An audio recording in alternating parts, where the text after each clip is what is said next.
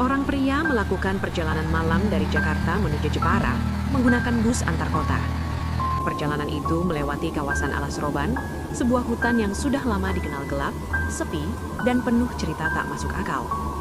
Di dalam bus, suasana juga tidak jauh berbeda. Hanya sekitar 6 penumpang menciptakan keheningan yang terasa berat sejak awal.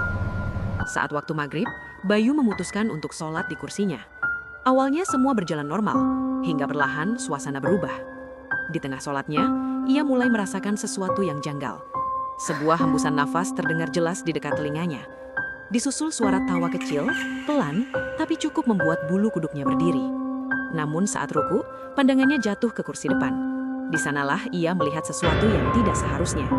Sebuah kepala manusia menatap lurus ke arahnya. Tanpa berpikir panjang, ia segera pindah ke kursi depan. Perjalanan dilanjutkan, namun gangguan belum berakhir. Saat memasuki tanjakan di kawasan Alas Roban, bus tiba-tiba mengalami masalah. Mesin meraung, tapi bus tidak bergerak. Di tengah kondisi itu, Bayu melihat ke arah pinggir jalan. Di sana, berdiri sosok 5 anak kecil. Awalnya, sopir tidak percaya dengan apa yang dilihatnya. Tapi setelah disarankan untuk berdoa, bus yang sebelumnya bermasalah tiba-tiba kembali normal, seolah tidak pernah terjadi apa-apa. Tak lama kemudian, bus kembali mogok. Kali ini mesin mati dan tidak bisa dinyalakan selama lebih dari 1 jam.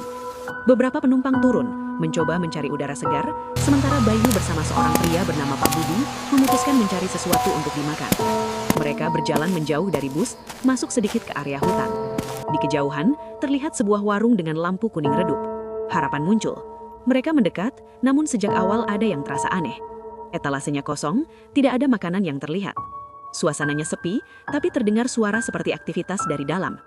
Di dalam warung, mereka melihat seorang wanita dan seorang remaja kurus bersarung. Dari belakang, semuanya tampak normal. Sampai akhirnya mereka menyapa. Dan saat itulah semuanya berubah.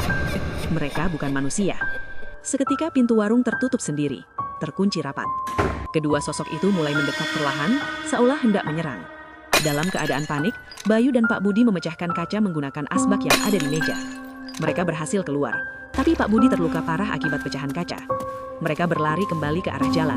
Namun teror belum berakhir. Dari belakang, terdengar suara-suara aneh.